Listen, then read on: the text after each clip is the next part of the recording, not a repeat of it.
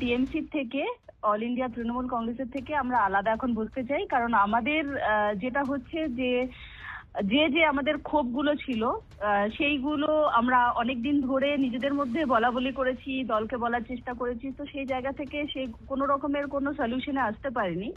তো আমাদের মনে হয়েছে কোথাও একটা প্রতিবাদ দরকার, এবং সেই প্রতিবাদটা আমরা সাহসটা পেয়েছি কিন্তু আমরা রাজ্য থেকেই, তো সেই হিসেবে আমরা প্রতিবাদ জানিয়েছি, এটা আমাদের প্রতিবাদ। কতজন আপনারা আছেন এখন, একসাথে কতজন আছেন? আমরা 20 জন হয়ে গেছি। আর কি আপনাদের ক্ষোভটা কি নিয়েছিল? অভিষেক নিয়ে ক্ষোভ বা অন্য কিছু ক্ষোভ?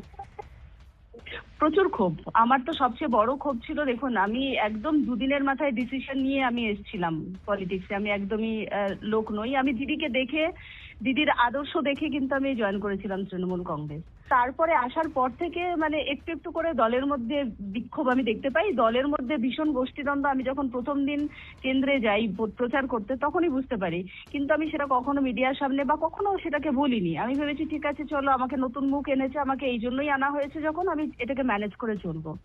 যাই হোক, সেভাবে চলেছি। আমার ডিস্ট্রিক্ট প্রেসিডেন্ট তিনি কোনো সময় আমাকে অ্যাকসেপ্ট করতে পারেননি, এবং তিনি চেয়েছেন যে যেহেতু তিনি ডিস্ট্রিক্ট প্রেসিডেন্ট, আমি না হারি কিন্তু খুব বেশি ভোটে যেন আমি না জিতি, সেরকম ধরনের উনি রবীন্দ্রনাথ চট্টোপাধ্যায়। একদম। অভিষেককে জানিয়েছিলেন? অভিষেককে আমার প্রত্যেকটা জিনিস কাটোয়াতে কি হচ্ছে না হচ্ছে জানতেন, এবং আমাকে বলেছিলেন যে কাটোয়াটা ছেড়ে দিন, মানে ওটা রবি চ্যাটার্জির ওপরই ছেড়ে দিন। আমি তাই ছেড়ে দিয়েছি। আমাকে ভোটে একদিনও ডাকেনি ওনার এই প্রচারের সময়। আজকে কি মমতা ব্যানার্জি ফোন করেছিলেন আপনাকে বা আপনাদেরকে?